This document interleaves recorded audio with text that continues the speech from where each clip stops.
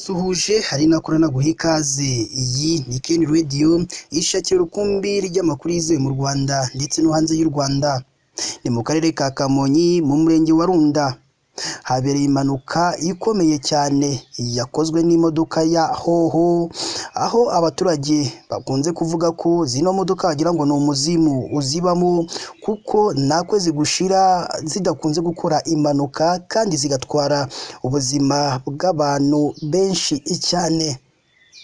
Icyo ngusabye nyabuna nuko badushyigikira ukareba munsi y'aya makuru, urabona ijambo subscribe cyangwa sabone utukandaho kugira ngo uzajye uba uwa mbere mu kubona amakuru ya Ken Radio tugenda tubagezaho umunsi ku munsi. Reka dufate akaruhuko, turagaruka tubabwira byinshi byerekeranye n'iyi nkuru y'icamugongo yagaragaye mu karere ka Kamonyi mu murenge wa Runda.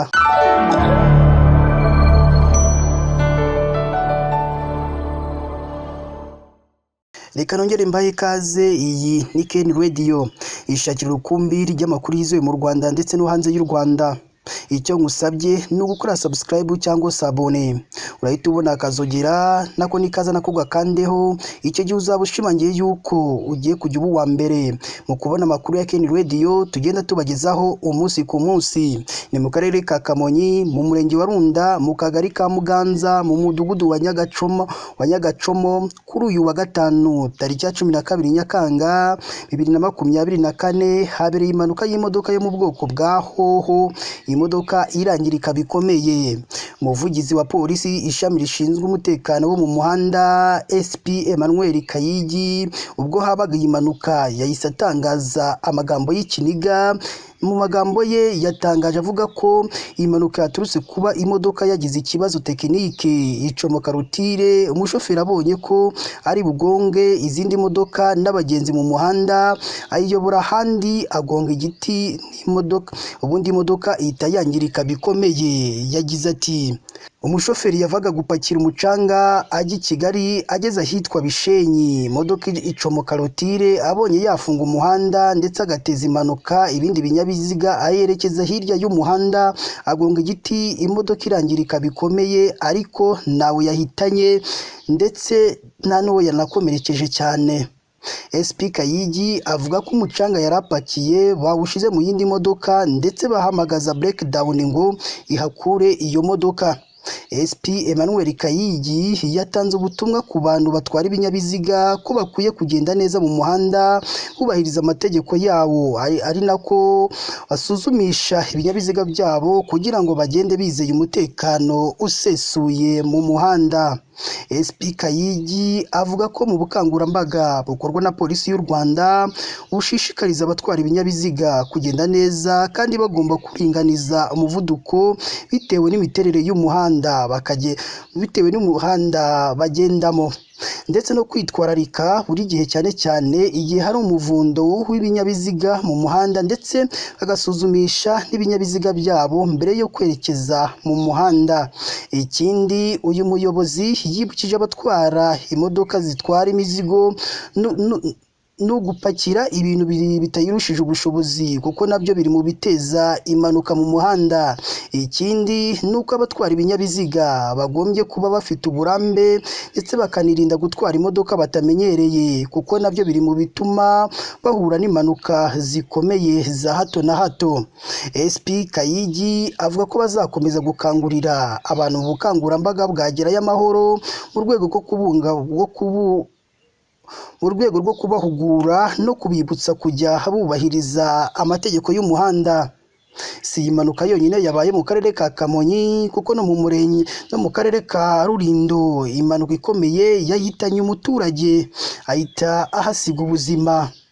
Ahagana saa 10:30 zo ku mugoroba wo kuri uyu wa kane tariki ya 11 Nyakanga 2024 nibwo mu mudugudu wa Mugenda akagari ka Gitare umurenge wa Base akarere ka Rulindo habereye impanuka ikomeye aho imodoka y'ivatiri ya Toyota Corolla yavaga mu karere ka Gicumbi yerekeza muri Base mu karere ka Rulindo yagonze ipoto y'amashanyarazi nayo ikagwira umuturage wagendaga n'amaguru akahita yitaba Imana.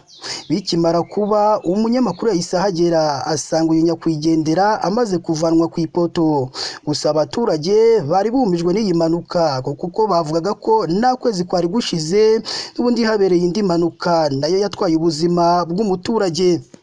Umwe mu bari aho habereye iyo mpanuka yabwiye umunyamakuru agira ati nari ndi hariya hakurya mbona ipoto iraguye, tuhageze dusanga uwo muntu yapfuye, yafashwe ku ipoto ndetse apfuye urupfu rubabaje, urupfu rutunguranye. Gusa ntiwakumva ukuntu hamaze kubera impanuka mu gihe kitageze no ku kwezi kandi ari umuhanda mwiza. Umuvugizi wa polisi mu ntara y'Amajyaruguru Superintendant of Police Jean Bosco Mwiseneza yemeje iby'iyi nkuru mu magambo ye agira ati